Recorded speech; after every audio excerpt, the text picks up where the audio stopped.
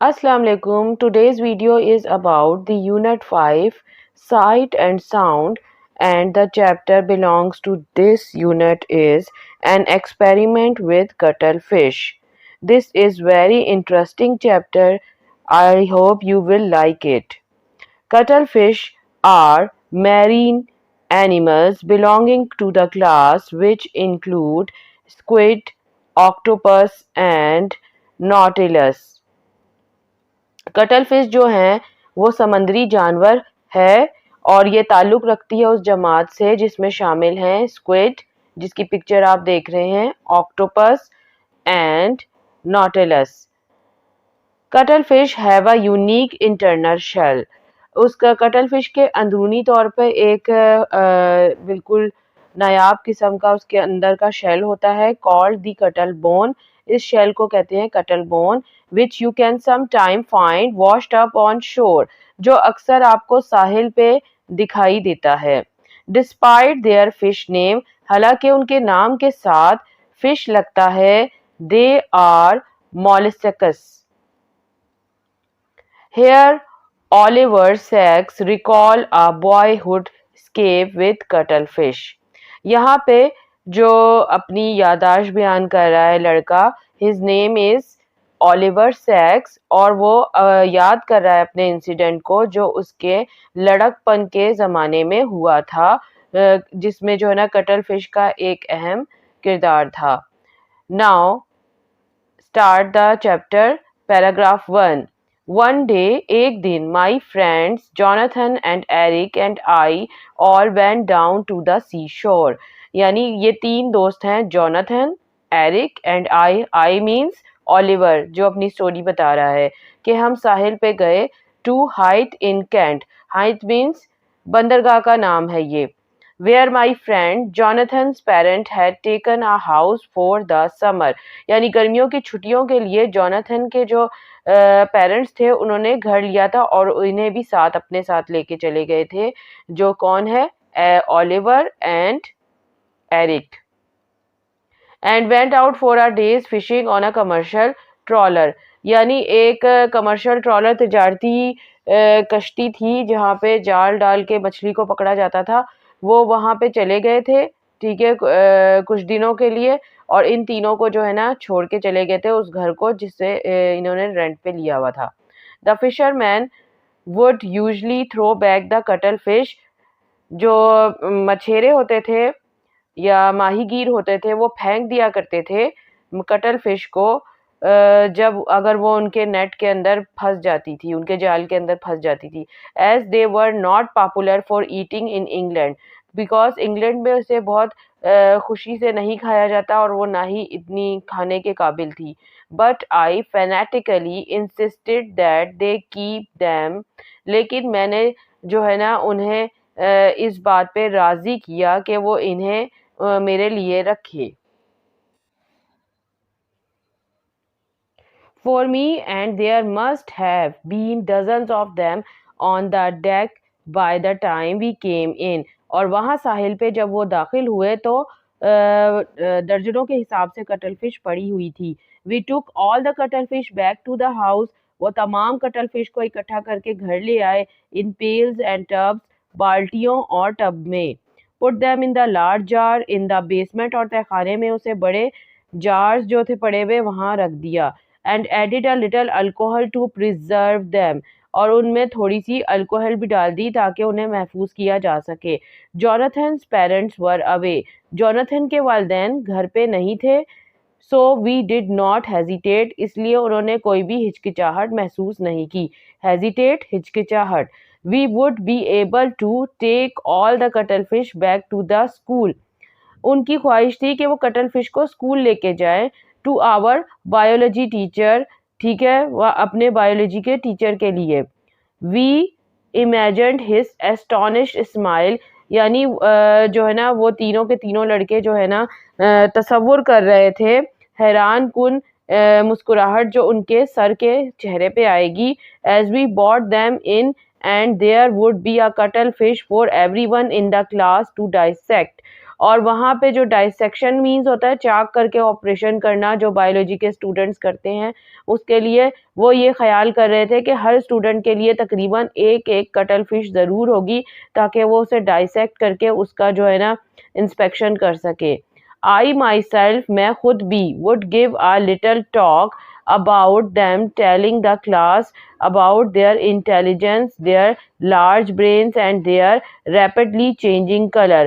اور میں خود بھی یہ چیز تصور کر رہا تھا کہ میں کلاس میں ان کے بارے میں یعنی کٹل فش کے بارے میں بات کروں گا اور بتاؤں گا کہ کس طرح کے کٹل فش کتنی جو ہے نا انٹیلیجنٹ ہوتی ہیں یعنی ذہین ہوتی ہیں، ان کا جو ہے دماغ کتنا بڑا ہوتا ہے اور وہ کتنی تیزی کے ساتھ اپنا رنگ بدل سکتی ہیں.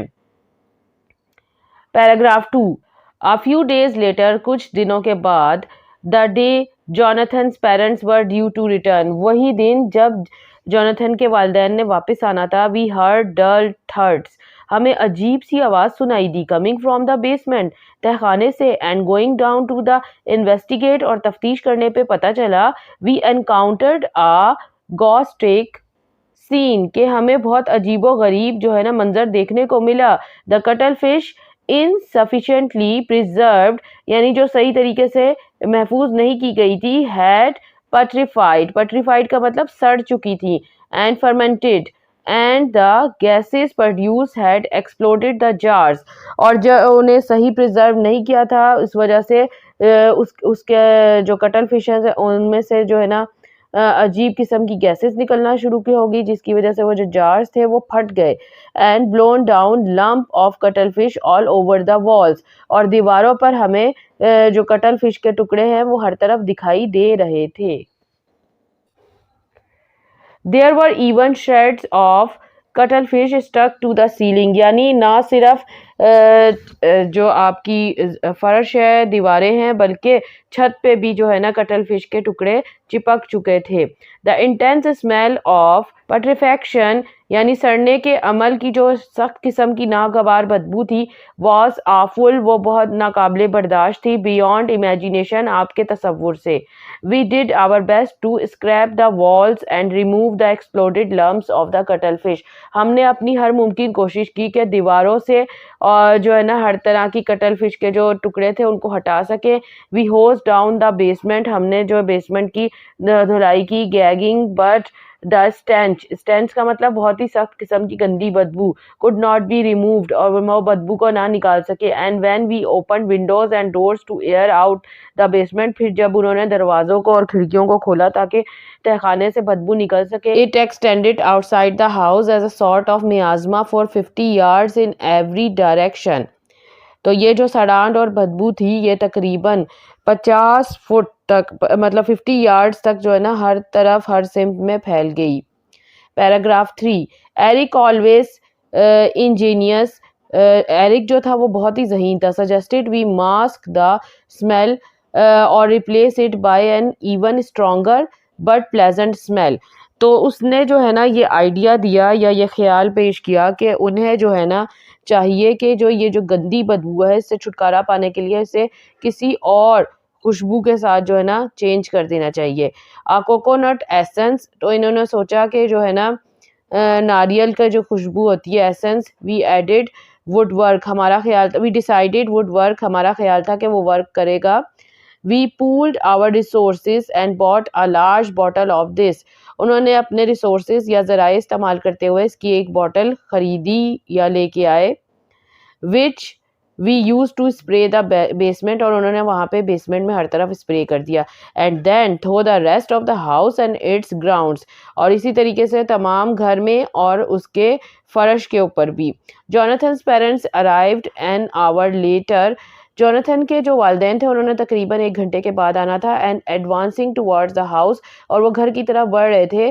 were hit by an overwhelming scent of coconut, تو انہوں نے بھی محسوس کیا کہ ہر طرف کوکونٹ کی جو ہے نا اسمیل پھیلی ہوئی ہے. but as they drew nearer, جیسے ہی وہ قریب آئے, they hit a zone dominated by the stench of petrified cuttlefish, تو انہیں ہر طرف جو ہے نا محسوس ہوئی سڑی ہوئی کٹل فش کی بو. The two smells for some curious reason نہ سمجھ آنے والی کسی وجوہات کی بنا پر یہ جو دونوں اسمیل تھی یا بدبو تھی whatever had organized themselves in alternating zones about 5 or 6 feet wide, یعنی 5 سے 6 فٹ سے گھر کے ہر طرف جو ہے نا یہ عجیب قسم کی اسمیل جو پھیل چکی تھی، جو کہ ان دونوں اسمیلز، ایک کوکونٹ ایسنس اور دوسری پٹریفائڈ کٹل فش کی جو اسمیل ہے، ان دونوں کو ملا کر بائی دا ٹائم وقت کے بعد دے ریچ دا بیسمنٹ، وہ بیسمنٹ میں پہنچے، دا scene of N accidental crime, تو انہیں جو ہے نا یہ حادثاتی جرم کی جو منظر ہے انہیں دیکھنے کو ملا. دا اسمیل واز انسپورٹیبل، یہ جو بدبو تھی یہ ناقابل برداشت تھی. فور مور دین آ فیو سیکنڈس، کچھ سیکنڈ سے بھی زیادہ برداشت کرنا مشکل، ناقابل برداشت تھی.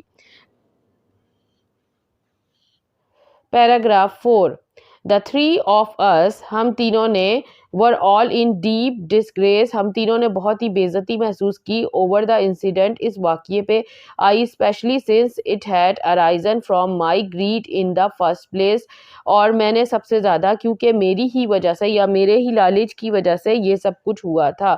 Would not a single cuttlefish have done، and my foolishness is not realizing how much alcohol they would need، اور میری سب سے بڑی بے وقوفی یہ تھی کہ مجھے پتہ نہ چلا کہ انہیں کتنے جو ہے الکوہل کی ضرورت ہے پریزرو کرنے کے لیے.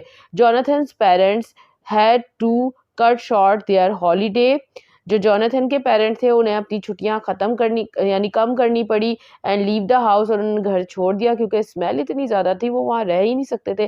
The house itself was heard remained uninhabitable، یعنی بہت مہینوں تک جو ہے نا 4 months، یعنی بہت مہینوں تک اس گھر میں کوئی آ کے ٹھہرا ہی نہیں.